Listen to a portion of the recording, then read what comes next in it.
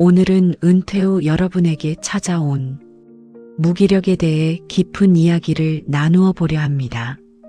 지금 여러분이 느끼는 그 무기력은 여러분이 나태해졌거나 쓸모없어졌기 때문이 아닙니다. 오히려 그것은 평생을 긴장 상태로 살아온 여러분의 뇌가 이제야 비로소 살기 위해 발버둥 치며 보내는 적극적인 휴식 선언입니다. 그럼 시작하겠습니다. 구독과 좋아요는 사랑입니다. 여가 스트레스와 노년기 인간관계의 피로감. 우리는 미디어와 사회가 만들어낸 액티브 시니어라는 환상 속에 살고 있습니다. TV를 틀면 화려한 등산복을 입고 히말라야를 등반하는 60대, 멋진 댄스복을 입고 춤을 추는 70대의 모습이 쉴 새 없이 쏟아집니다. 이런 긍정적이고 활동적인 노년의 이미지는 분명 좋은 측면도 있지만 반대로 조용히 쉬고 싶은 시니어들에게는 엄청난 폭력으로 다가오기도 합니다. 은퇴 후 아무것도 하지 않는 자신을 보며 끝없는 상대적 박탈감에 시달리게 되기 때문입니다. 평생을 무언가를 성취해야만 가치 있는 사람이라는 강박 속에 살아온 우리 세대에게 아무것도 하지 않는 시간은 곧 죄악처럼 느껴집니다. 그래서 억지로 집을 나서 봅니다. 문화센터에 등록해 보기도 하고 지인들이 부르는 산악회나 동창회에 억지로 나갑니다. 그런데 이상합니다. 활동을 하면 할수록 몸은 더 지치고 마음은 헛헛해집니다. 평생을 일해온 시니어에게 은퇴 직후 강요되는 이런 새로운 활동들은 즐거움이 아니라 또 다른 형태의 과업이자 의무인 여가 스트레스를 유발하게 됩니다. 특히 이 시기에는 60대 인간관계에서 오는 피로감이 상상을 초월합니다. 사회적 지위나 직함이라는 꼬리표를 떼고 온전히 나로 만나야 하는 관계 속에서 우리는 종종 길을 잃습니다. 남들과의 대화에 맞장구를 쳐주는 것도, 약속 시간에 맞춰 옷을 차려입고 나가는 것도 이제는 모두 엄청난 에너지 소모로 느껴집니다. 이런 노년기 행동의 변화, 외부 세계와의 단절을 원하고 만사를 귀찮아하는 모습을 보며 스스로 내가 우울증에 걸린 건 아닐까 걱정하시는 분들이 많습니다. 물론 노년기의 상실감과 고독이 임상적인 우울증으로 이어지는 경우도 분명 존재하며 심각할 경우 전문의의 도움이 필요합니다. 그러나 은퇴 직후 찾아오는 이 강렬한 아무것도 하기 싫음은 단순한 우울증과는 결이 다릅니다. 그것은 질병이 아니라 여러분의 몸과 마음이 살기 위해 선택한 필연적인 방어 기제이자 치유의 과정입니다. 그렇다면 심리학자들은 이 현상을 어떻게 진단하고 있을까요? 무기력은 뇌에 살기 위한 생존 본능이자 방어 기제. 이제 아주 전문적이면서도 흥미로운 노후 심리의 비밀 속으로 걸어 들어가 보겠습니다. 심리학과 노년학의 대가들은 여러분이 느끼는 이 무기력이 지극히 정상적이고 심지어 발달 과정상 반드시 거쳐야 할 성숙의 단계라고 말합니다. 첫째로 우리는 이것을 신경학적인 소진 증후군과 스트레스 임계점의 관점에서 이해해야 합니다. 치열한 산업화 시대를 겪어온 시니어들의 뇌는 지난 30-40년 동안 항상 전투 태세였습니다. 가족을 부양하고 사회에서 살아남기 위해 우리의 교감신경계는 늘 풀가동 상태였지요. 스트레스 호르몬을 뿜어내며 견뎌온 세월입니다. 그러나 은퇴라는 거대한 전환점을 맞이하면서 팽팽하게 당겨져 있던 고무줄이 탁 끊어지듯 긴장이 풀리게 됩니다. 이때 뇌는 그동안 너무 무리했어. 이제는 시스템을 멈추고 회복해야만 해라고 판단합니다. 치매나 우울증 같은 더 큰 병으로 무너지는 것을 막기 위해 뇌가 스스로 전원을 끄고 부교 감신 경계를 활성화하여 강제 휴식 모드인 무기력에 들어가게 만드는 것입니다. 즉, 지금 침대에서 일어나기 싫은 것은 나태함이 아니라 고갈된 에너지를 다시 채우려는 뇌의 적극적인 자기 보호 본능입니다. 둘째로 심리학의 사회유리 이론을 살펴보겠습니다. 미국의 사회학자 커민과 헨리는 1961년 발표한 이론에서 아주 놀라운 주장을 합니다. 노년기에 접어들면서 사회적 역할이나 적극적인 활동으로부터 물러나 에너지를 거두어들이는 과정은 병적이거나 잘못된 것이 아니라 정상적이고 불가피하며 성공적인 노화의 과정이라는 것입니다. 즉, 나이가 들면서 복잡한 60대 인간관계에서 한 발 물러서고 이전보다 수동적으로 변하며 타인과의 상호작용을 줄이려 하는 것은 여러분의 마음이 병들어서가 아닙니다.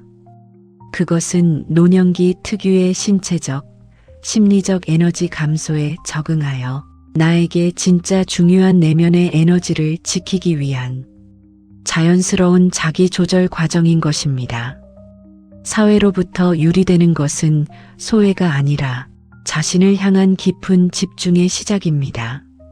셋째로 스웨덴의 노년학자 라스 톤스탐이 주창한 노년 초월 이론을 들어보셨는지요? 인간은 노년기에 이르면 삶을 바라보는 시각이 완전히 달라진다고 합니다. 중년기까지는 생산성, 물질적인 성공, 효율성, 그리고 사회적 관계가 중요했습니다. 하지만 노년에 접어들면 이런 물질적이고 합리적인 시각에서 벗어나 우주적이고 초월적인 시각으로 변모하게 됩니다. 노년 초월의 단계에 들어선 분들은 과거처럼 불필요한 사교 모임에 나가 잡담을 나누는 것에 흥미를 잃습니다. 대신 나 홀로 조용히 사색하고 명상하는 시간, 즉 긍정적 고독을 강렬하게 원하게 됩니다. 남들이 보기에는 방 안에 틀어박혀 아무것도 안 하는 무기력한 노인처럼 보일지 모릅니다. 하지만 내면의 세계에서는 그 어느 때보다 활발하게 우주와 삶의 이치를 깨닫고 영적인 성숙을 향해 나아가는 위대한 철학적 여정이 펼쳐지고 있는 것입니다. 마지막으로 세계적인 심리학자 에릭 에릭슨은 노년기의 가장 중요한 심리적 과업을 자아통합대 절망이라고 불렀습니다. 노년은 밖으로 뻗어나가던 에너지를 거두어들여 자신이 살아온 평생의 삶을 되돌아보고 의미를 부여하는 시기입니다. 내가 살아온 삶이 비록 완벽하지 않았고 상처도 많았지만 그 자체로 의미 있고 가치 있었다고 온전히 수용하는 작업이 필요합니다. 이 거대한 심리적 과업인 자아통합을 이루기 위해서는 필연적으로 혼자만의 고요한 시간, 외부의 간섭이 차단된 절대적인 휴식의 시간이 필요합니다. 그러니 지금 아무것도 하기 싫어. 소파에 누워 계신 그 시간은 낭비가 아닙니다. 여러분의 뇌와 마음은 수십 년간 짊어졌던 역할이라는 무거운 옷을 벗어던지고 진정한 나로 살아가기 위해 마음속 깊은 곳에서 과거를 정리하고 상처를 치유하는 그 어느 때보다 바쁜 작업을 수행하고 있는 중입니다. 강박에서 벗어나 진정한 나를 만나는 법. 그렇다면 이 자연스럽고도 필연적인 무기력의 시기를 우리는 어떻게 현명하게 지나보내야 할까요? 가장 먼저 무기력한 나 자신을 무조건적으로 허용하고 용서하십시오.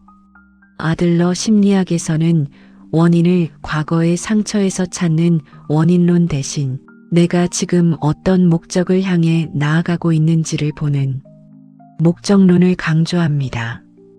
여러분이 지금 방 안에 머물러 있는 목적은 남은 인생의 여정을 제대로 걸어가기 위해 닳고 다른 날개를 스스로 고치려는 목적입니다. 은퇴했으니 취미라도 가져야지라는 사회적 압박과 세상의 잣대를 단호히 거절하십시오. 나는 지금 40년 만에 처음으로 나에게 완벽한 휴가를 주고 있는 중이야라고 스스로에게 다정하게 말씀해 주세요. 죄책감 없이 푹 쉬는 것, 그것이 가장 훌륭한 노년의 첫 번째 과업입니다. 침대에 누워 천장을 바라보는 시간 동안 그동안 참 애썼다.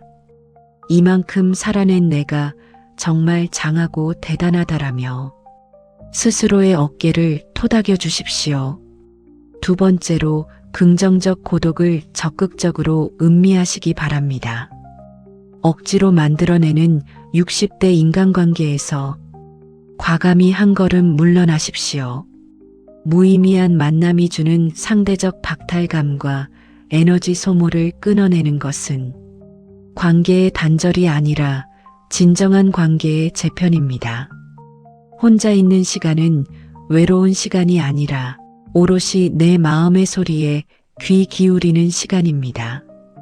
좋아하는 따뜻한 차를 한 잔 끓여놓고 조용히 창밖의 구름을 바라보거나 옛날 사진첩을 넘기며 나의 찬란했던 순간들을 회상해 보세요.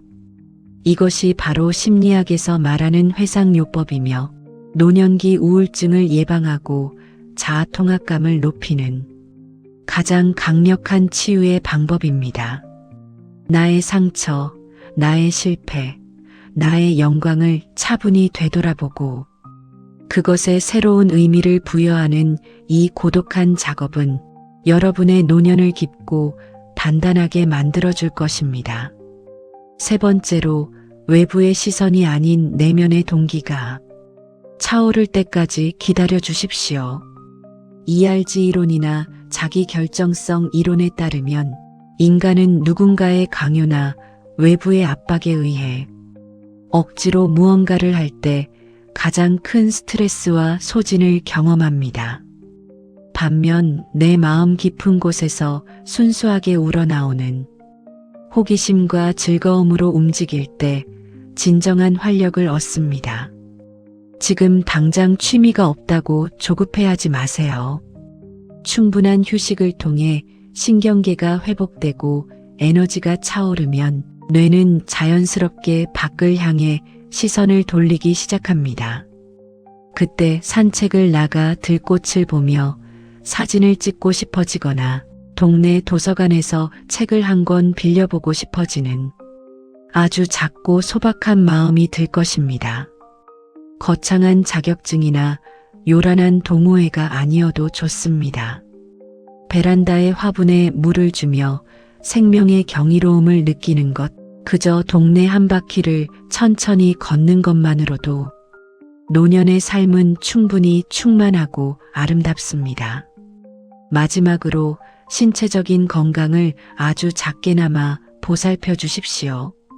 아무것도 하기 싫을지라도 아침에 일어나 커튼을 열고 햇살을 받는 것, 하루 20분 정도 가볍게 걷는 것은 수면 주기를 맞춰주고 세로토닌 분비를 도와 우울증으로 빠지는 것을 막아주는 최소한의 심리적 방어선이 됩니다. 무기력과 휴식을 허용하되 최소한의 일상적 리듬이라는 느슨한 울타리는 유지하는 것이 좋습니다. 당신은 있는 그대로 이미 완벽. 겨울에 헐벗은 나무를 보며 우리는 그 나무가 게으르다거나 병들었다고 비난하지 않습니다. 차가운 겨울바람 속에서 잎을 다 떨구고 앙상한 가지로 서 있는 나무는 사실 꽁꽁 언 땅속 깊은 곳으로 부지런히 뿌리를 뻗으며 다음 봄에 피워낼 생명력을 맹렬하게 비축하고 있는 중입니다. 지금 겪고 계신 은퇴 직후의 무기력함은 바로 인생의 고요하고 거룩한 겨울과도 같습니다. 억지로 꽃을 피우려 애쓰지 마십시오. 무언가를 증명해 보이기 위해, 남들에게 뒤처지지 않기 위해 몸부림칠 필요는 더더욱 없습니다. 오늘 하루는 그 어떤 의무감도 부담감도 없이 온전히 나를 위해 게을러지는 시간을 선물해 보시길 바랍니다. 아무것도 하지 않아도 괜찮습니다. 당신의 뇌와 마음은 살기 위해, 그리고 더 깊이 있는 노년의 지혜를 완성하기 위해 가장 훌륭한 휴식을 취하고 있으니까요. 오늘 이야기가 마음의 위로가 되셨다면 케렌시아 마을 채널을 구독해 주시고 좋아요를 꾹 눌러주세요. 여러분의 따뜻한 공감이 더 많은 시니어 분들에게 닿아 그들의 무거운 어깨를 가볍게 해줄 수 있을 것입니다. 다음 시간에도 여러분의 삶을 더 평안하게 만들어줄 이야기로 찾아오겠습니다. 감사합니다.